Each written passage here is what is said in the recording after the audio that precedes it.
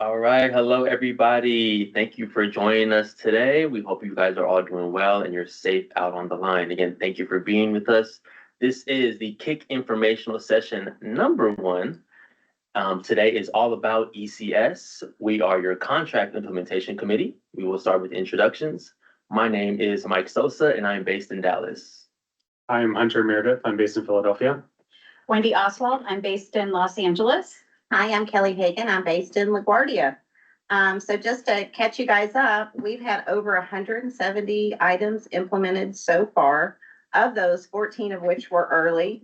Just to point out, a couple of the early ones that we got in were the 40 hours aggressive, clicks for everything, standby for the 11F chart, as well as speaker sort. So those are really good items. We're glad that we were able to get them in early. As far as ECS, let's go to the contract language.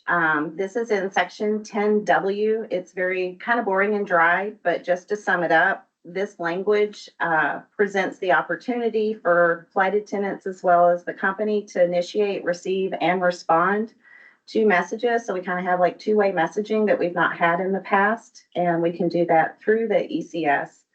Just to clarify and point out, though, this will not in any way replace positive contact or phone calls where required and necessary within the contract.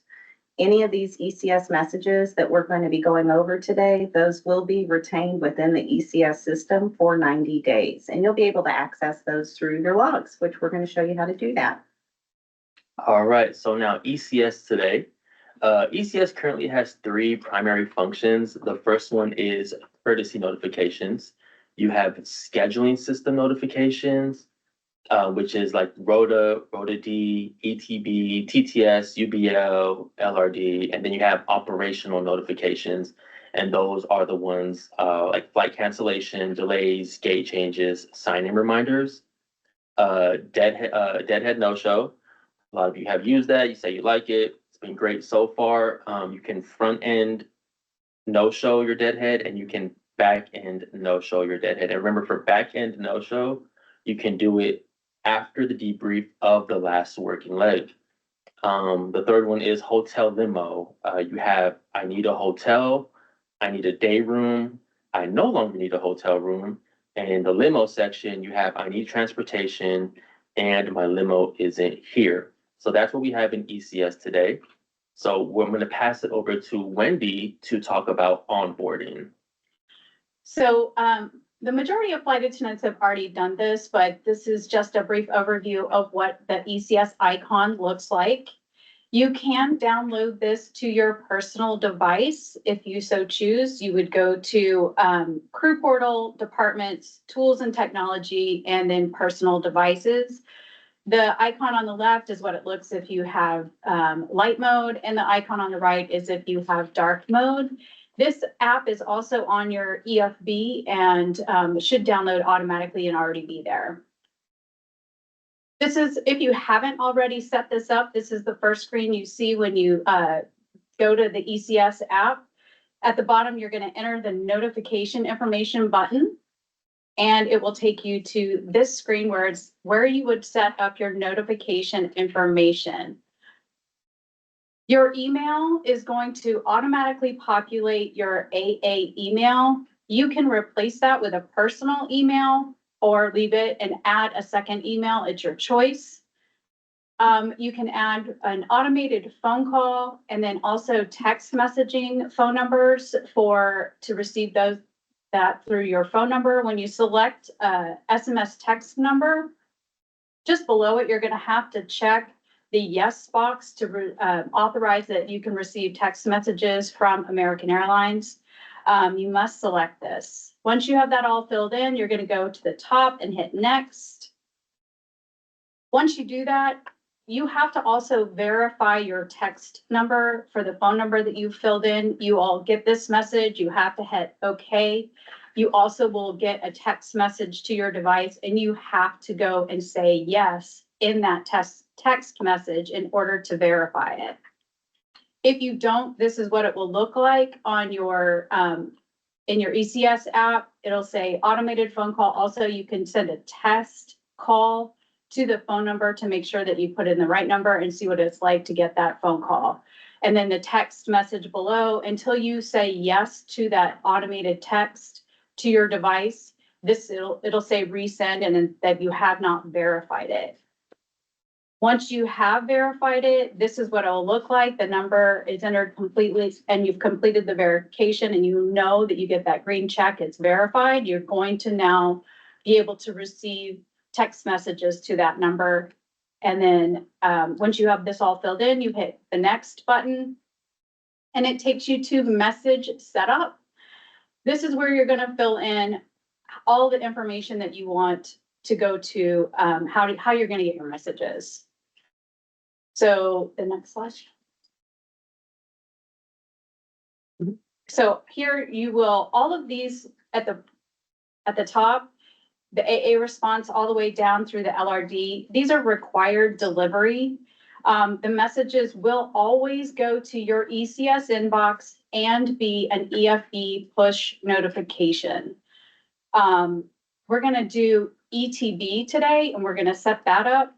When you select ETB, see how the top two buttons are grayed out, ECS inbox delivery and EFE push notifications. You cannot change that. That's why they are always delivered to those two ways with those operational messaging. If you select text message, it'll,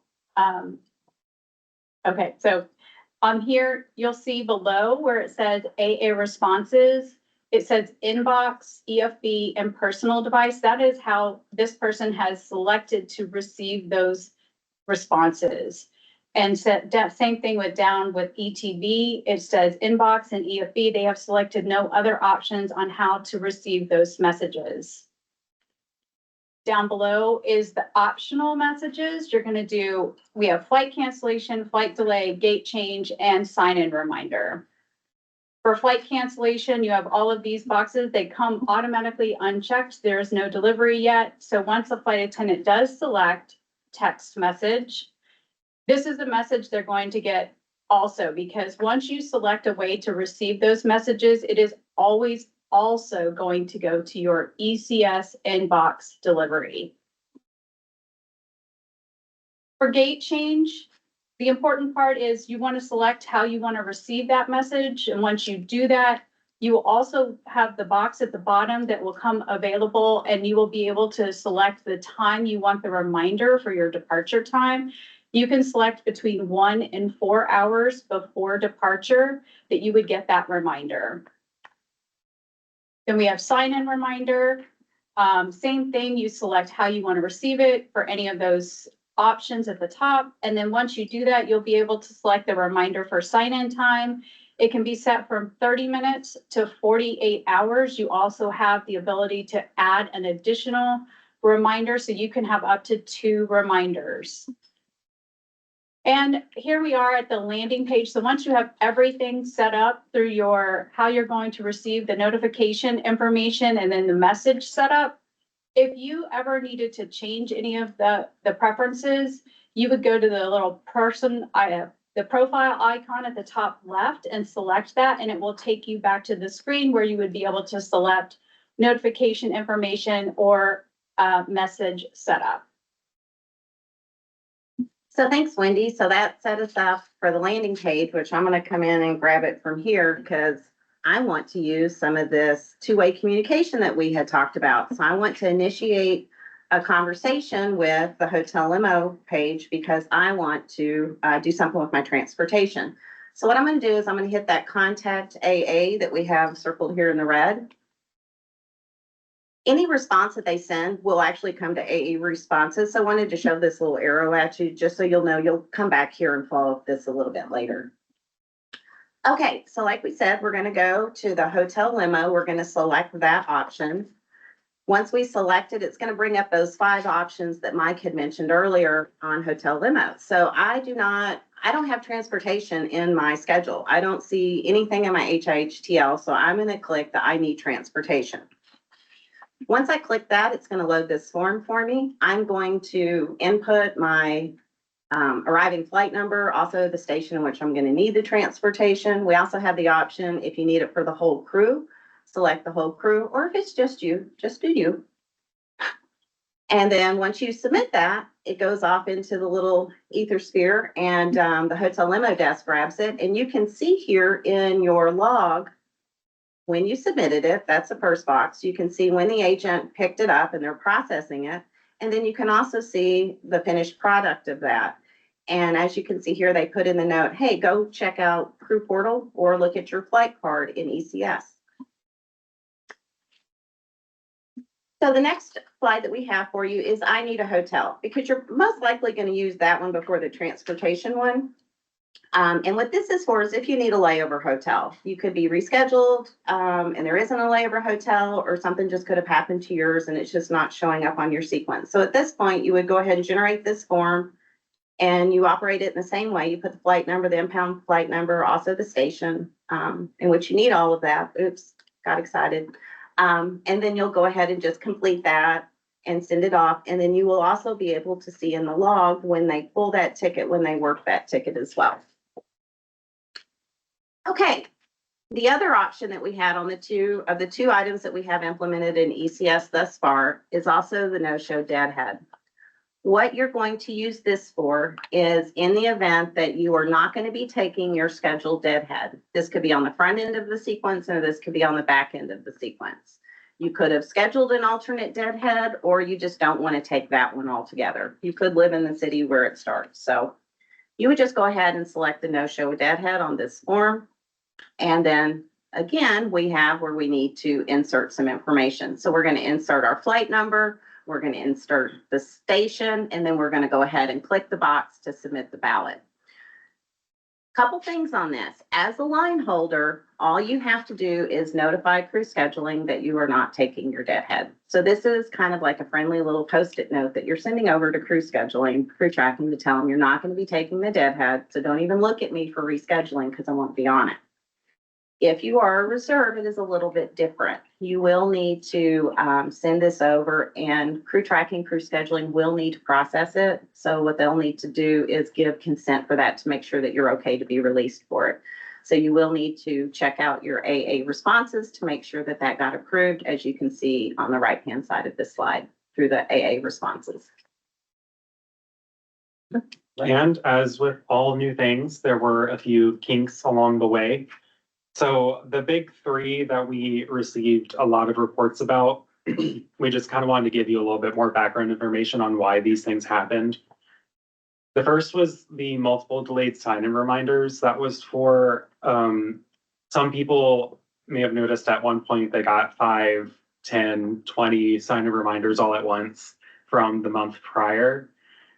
More or less what happened was the ECS team identified that some users were not getting their sign-in reminders. They were being held for some reason in the background.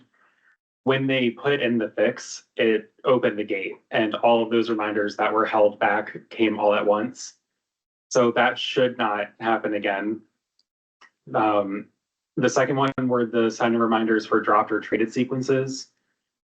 This was related to a completely separate system than ECS. It's actually from the system that feeds the information to ECS. So even if we had still been under ONE, you still would have been having those issues with getting sign-in reminders for trips you had traded or dropped. We just wanted to highlight that wasn't an ECS problem. It was a separate system. The fix that they've put in for this for August and onward, you shouldn't see this issue anymore. If you do, I will show you in just a minute how to report it. And the final one were the gate change notices arriving during boarding. Originally, the system default was for 30 minutes prior to departure, you would start receiving those notifications. We figured it would be easier to just change the default than it would be to send out this information campaign on how to change your preferences and getting everyone to change them to how they expected the system to behave. So the ECS team has changed the default to now be 60 minutes prior to departure, like Wendy had said earlier for gate change. It's still customizable, so you can still go in and change that. If you want more than 60 minutes, you can go up to 4 hours, but now 60 minutes is the floor that you're able to set it to. And back on the profile screen, at the very bottom is a send ECS feedback button. This button will take you to a form to fill out that goes directly to the ECS team. They read every single submission that comes in. Any issues, feedback, suggestions, anything you want the ECS team to know, use this form and please fill this out and let them know. They read all of them. They look into every issue that crosses their desk. It is a great way, anything that you are experiencing, to let them know so that they can look into the issue and address it. Thank you, Hunter, for that explanation. So now what is coming to ECS? So what we have planned to arrive prior to October, the first one is sick notification through ECS, which we're all excited about. You don't have to pretend to have a little, oh, I'm sick. No, you can just press the buttons, send it, call in sick, or notify that you're sick through ECS. The second is I have a more complicated issue in the hotel section of the app. So for example, you have a hotel booked in your sequence, you arrive at the hotel, they're like, we don't have you on record for anything. That's when you would hit that button and somebody from the hotel department will call you back. So you will receive a call to help with your complicated issue. Now what we have planned to come in October is the option to VE from ECS for domestic and international sequences. And also you'll be able to complete last live leg transactions through ECS. So that's coming soon. We are very excited for this. And now I am passing it back to Hunter. Well, I think Wendy wanted to add something. Wendy. I do. I have one little, I just want to make sure everyone understands that when you do enter your phone number or email into the ECS notification information, it is not changing how crew schedule, crew tracking, or hotel limo would be calling you. They are going to use what is in FOSS. And also by entering that information, it is not changing anything within the AA system. So this is just strictly putting information in on how you want to be contacted within ECS only. So if I update my FOSS too, that's not gonna update in ECS, right? Correct. Okay. Thank you. That was my one question. All right, so that is all we have today to talk about what we currently have in ECS. Hopefully you found that information helpful. We did have questions open for anything implementation related, so we're going to go through the questions that we did receive. The only two questions we got that we won't be able to address were one that came in about how many speakers are allocated to a flight, since that's under current contract. It's not regarding implementation. And the other one was about the attendance policy. That is not a contract implementation topic that we're able to cover. But moving on to the first question we had was regarding out of base pickup. When will picking up from other bases go into effect? Would this implementation be the reason why American does not have transfers going into LAX? Out of base, it was one of the 6 big items that we had to talk to the company to have the targeted implementation figured out. This one, we decided on the date of signing plus 24 months. That's going to be October of 2026. Because of where this falls in the award process, you know, they have to handle in-base UBL first before doing out-of-base UBL before going to reserves. It wouldn't really be a reliable way for the company to base their staffing. So none of us think that this really impacts the headcount at any base. It's really something kind of like red flag. It's going to help them out. It's not going to be something that they're going to rely on. You know, anything to add to that? The next question was asking, what is the KIC team going to do about helping implement these contract points that have been scheduled? So this was regarding, like I said, those big 6 that we had to have that timeline set. We are working with the company to have as many of these items implemented early as we can. Like Kelly had said earlier, we had a lot of the reserve stuff implemented early, like the clicks and specific standby bidding, stuff like that. It's the same with these big 6 items. If we can get them in early, we definitely will. We're not going to sit on them for any reason. It's really just dependent on how the programming and testing goes, they had it mapped out for these timelines to go in order. So I wouldn't expect the order to change in any way, but yeah, we're definitely pushing them to move as fast as they can. And I will say they haven't dragged their feet on any of these. We kind of want to get stuff off of our plate so we can move on to the next items because we have some big things coming. Well, and I'll even add, like, because like the 40-hour aggressive, that was a year early. They got that implemented in. So that was a huge, I mean, they're moving on their side if the ability is there for them to do that. Yeah. Pilots are saying that ECS is now considered positive contact for them. Is this a change for flight attendants as well? That we hopefully addressed in the presentation earlier, but just to reiterate, in the contract where it necessitates a phone call, that is still required for the company to give. Kind of an example of that I could think of was rescheduling. Later on, there is the ability for the company, let's say I'm in Dallas, I'm supposed to be working to Phoenix and my flight canceled. So we know I'm mid-sequence, I have that 3-hour obligation window that they can reschedule me to other flying. In that instance, because I'm in an obligation window, they do have the ability to electronically notify me that I've been rescheduled. That's not implemented yet, but it will be. In that instance, they wouldn't need to call me, but let's say if I was in Dallas, my Dallas to Phoenix is perfectly fine, nothing's wrong, but Mike's flight has an understaffing, they want to pull me to go work with him on his flight. That, like today, we kind of call them a catch me if you can situation. They still have to call you in that regard because I'm not disrupted. I have no obligation. They need positive contact to reassign me in that or reschedule me in that case. When will PBS bidding implementation for position specific bidding within layers? So we can bid narrow body with wide body if we want to with positions for the different type of planes within each level. All 4 of the PBS properties had a date of signing plus 24 months implementation, but we did work with the company to kind of stagger those. Like Kelly said, early implementation we had for the speaker, the language property that you could bid. If I'm a German speaker, I could say, show me all German pairings. And in Philly, it would pull up Zurich.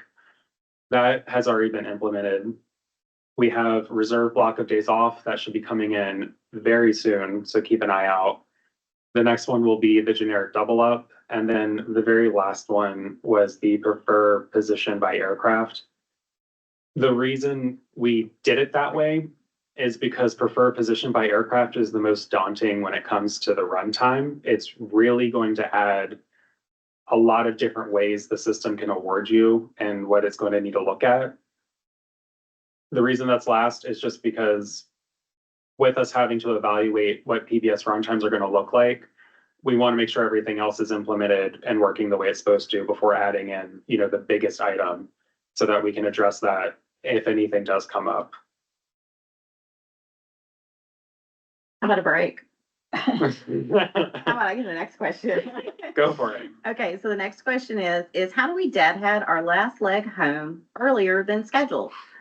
Okay, so that actually has a piece that we didn't talk about today, which is going to be your self-booking tool. And that is the ability for a flight attendant, if they have a deadhead at the beginning or the end of the sequence, and they would like to take an alternate deadhead to either their commuter city, co-terminal, things like that, then you would go in through Crew Portal. You would bring up your sequence in Crew Portal. And where that deadhead is, you're going to see a little flight number. It's going to be blue with a little line underneath it, a little hyperlink. Click on that bad boy, and then you can go ahead and book your alternate deadhead. Now, once you book that alternate deadhead, you can import it through Travel Planner. And that way you can go ahead and check in for it and everything. Now, you've booked this alternate deadhead, and it's kind of floating off out here in the background. Well, crew scheduling doesn't know that, right?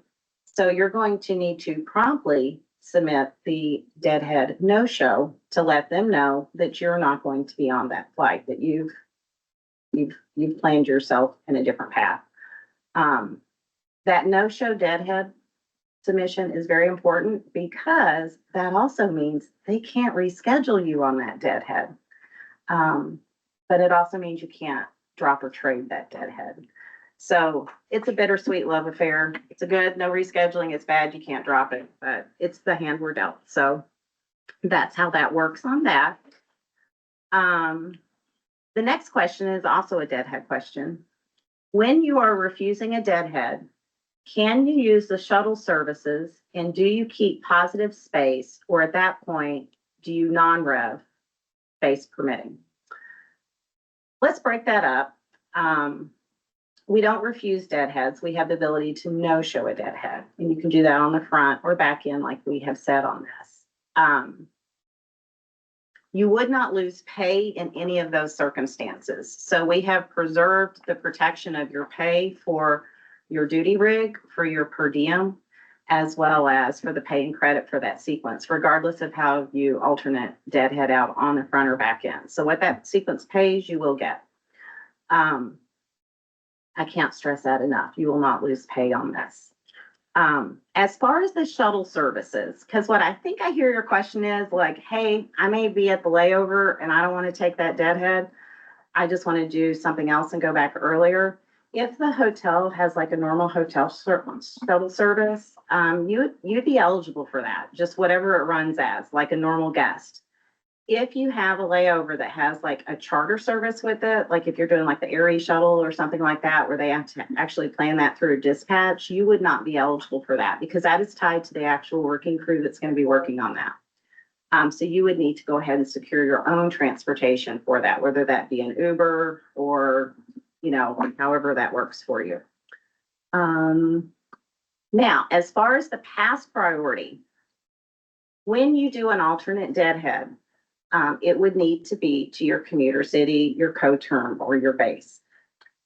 If it's outside of those, you would not be eligible to self-book deadhead. You would have to non-rev. Like if you just want to take a vacation early off of a trip and go somewhere else, you're going to have to non-rev for that. However, all those other circumstances, you would get a pass travel. And depending on which one you exercise would depend on which pass class you get with that. And that is detailed in the contract under 16G. Fun fact, those are all A1s. And then a 16H has 4 different scenarios, and it could be anywhere from an A1, an A3, or an A12, depending on your scenario. But the contract lays that out. I think that wraps that one up, doesn't it? Yeah, I hope so. Talker. No, I mean, next one was if we board a flight and once completed, we are notified that we will be staying on the gate with the board door opened. Are we entitled to boarding time for the whole 2 hours and 10 minutes of time or only paid for 40 minutes? Boarding pay always is based on scheduled boarding times. So in this instance, you would be paid the 40 minutes of boarding pay. That's not going to change. Same if you departed early. If you only had 5 passengers and they loaded them up, we closed the door and got out in 10 minutes, you're still getting 40 minutes of boarding pay. You do have other contractual provisions like holding time. If you're on the gate with passengers over half an hour, you'd be eligible for holding time if you file that direct connect.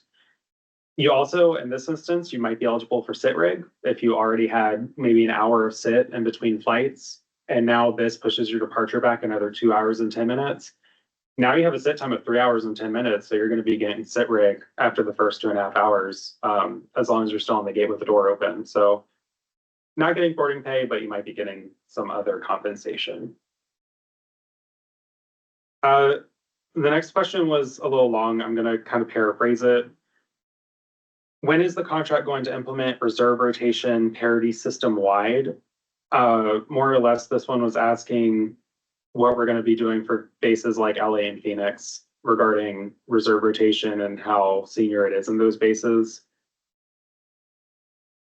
The CBA doesn't have any kind of solution that's going to be a global reserve seniority. The CBA is just not written that way, and there wasn't really a time in negotiations that came up that there is a way to have a global seniority on reserve to cover the flying. During negotiations, reserve quality of life was a focus. We added the extra year of straight reserve for new hires. We know in Phoenix, starting, I think it was class 25-7, they started getting some new hires. So hopefully, as hiring continues, maybe those bases will be getting some more junior people that are on those different rotations that can help bring the seniorities down. We also have the provision that allows the base presidents and APFA to discuss potential solutions in those high reserve, high seniority bases. I know that Phoenix has taken advantage of that and had some meetings, so they can continue to have those.